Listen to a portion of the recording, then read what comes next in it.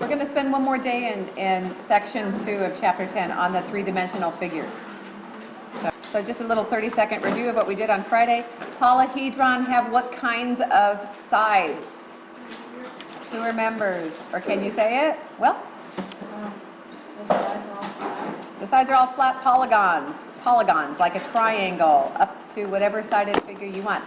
They have segments for sides, no curves, right?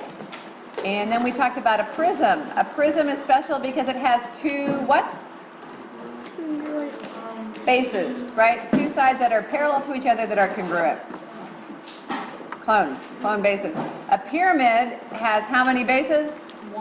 One. And opposite that base is a vertex, right?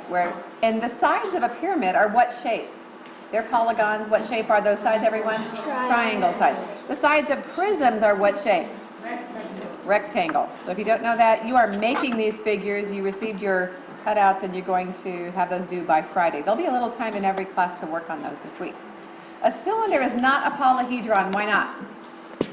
Why not? Somebody else? Anybody else? Anybody else? Anybody else? Caitlin? Because it has sides that are not, the word would be, Brian? Rectangular. Well, not rectangular or any polygons, right? So the sides of a cylinder are curved, right? So we have circle bases and the whole lateral surface. Actually, if you take a cylinder, remember we showed that. If you take a cylinder and you open it up, what shape is it? Square. The lateral surface is a rectangle shape. So out of prisms and pyramids, a cylinder is more like a prism or a pyramid. 3, 2, 1. Prism. Good, because it has clone opposite bases, right? Cones then are more like pyramids because they have only one base and a vertex opposite it, right? And then we classified, looking at the different edges, vertices, and we even talked about diagonal the other day. And this was yours. We're going to continue working on classifying solids. We already know 2 big groups.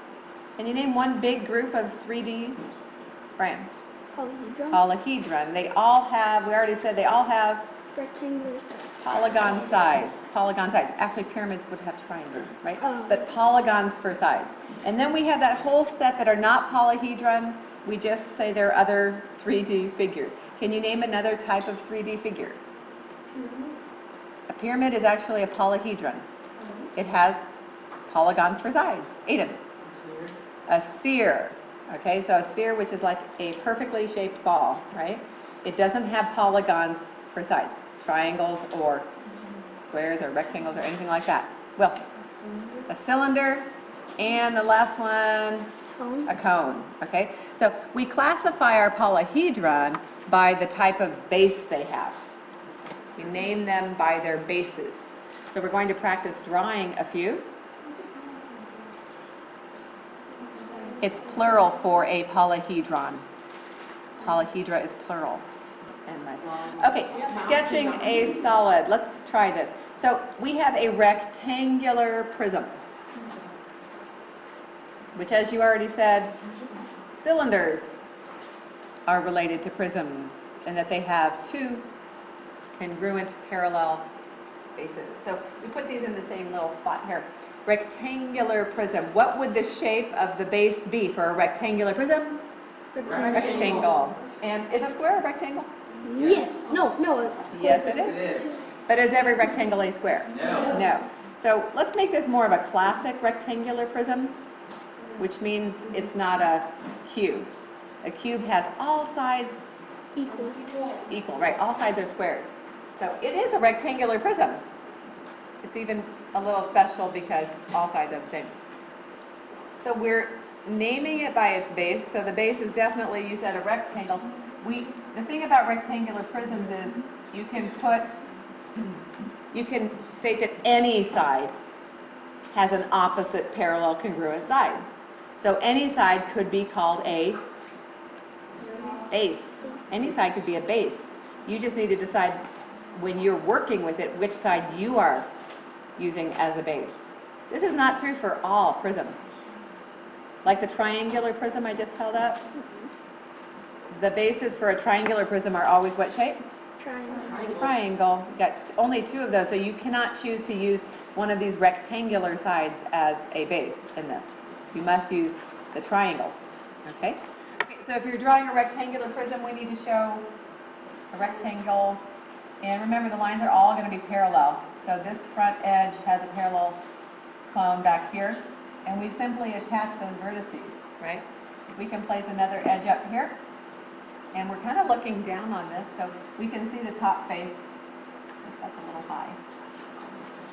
And then because we're saying this is a solid, we can't really see through it, so we use our dashed lines to show the other edges, right? So we just place a vertex where we know it would be back there, somewhere back here in this area, and we draw our edges that we're seeing through the figure to that vertex in the back. Okay. And so a cylinder has circle bases. So since we're looking at it from kind of the front, we're not just looking straight down on it. If we were, we would just see, I guess, a circle. Like imagine looking straight down on a can. We would just see the top. Okay? And so we're looking at it more from the front. We can see part of the top, so we draw it more like an oval. And then as Stuart just said, we would make the other front that we can see as a solid curve. And then behind it, we have, what we're trying to do is make 2 ovals that are matching. Now that I see this from afar, I don't think it looks good. And part of it is hidden behind. That doesn't look good either. I thought you were supposed to draw the lines down first and then. No. Never do. There you go.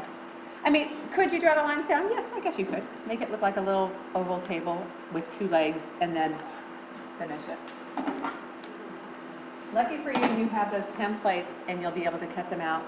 Be real careful as you're cutting them out, and we'll make some beautiful 3D figures. Okay? How about a square pyramid? Because it's a pyramid, what do we know about it, Colin? That it's square, and then, The base is square, and since it's a pyramid, what do you say? and then it's from the 4 points, it goes up into a one verse. One vertex. So we're going to make the base a square, and we're not able to see all sides of this. So imagine we're looking kind of from the front, and we make the base, like I can see that part, but I can't see every part, right? So there's the back edges. And then we place a vertex opposite. We go up and put the vertex there, and then we're going to attach the edges, right? And there is an edge back here, too. So that's how we give it kind of a 3-dimensional look. I'll try it one more time down low if you want to follow. We have kind of just the front that we're seeing, right? And then we finish the parts of the back 2 edges of the square that we can't always see. And then we place a vertex just way up high. Every vertex in your base will meet at that opposite vertex. Because we have as we said with pyramids, they have one base and an opposite vertex. So it's best to just put that vertex up there and then draw each edge to that vertex. We can kind of do the same thing with a cone, right? We could just do what we do with a cylinder and make kind of an oval shape, like we're not looking straight down on it. We're looking at kind of from the front, and we can make an opposite vertex, we know it has, and just attach your base to that opposite vertex. I'm sure you can make it look even nicer on paper. You do not have to have a cone sitting on its base. Lots of people like things to sit on their bases. If you like it that way, then I suppose you could. Actually, we would see the front edge, right, and then hide the back and put the vertex opposite. I mean, you could make it sideways if you want, right? The way it's oriented in space, sideways, whatever, point up, point down, point wherever, doesn't make any difference at all, does it? It's still a cone. No matter how we orient it in space, it's a cone. So again, I'm gonna give you the rest of the templates, and you are to cut them out and keep them laying flat. Who stored them in your book? Nice and flat, they're safe? That's a good place to store them. They're due tomorrow, all cut out.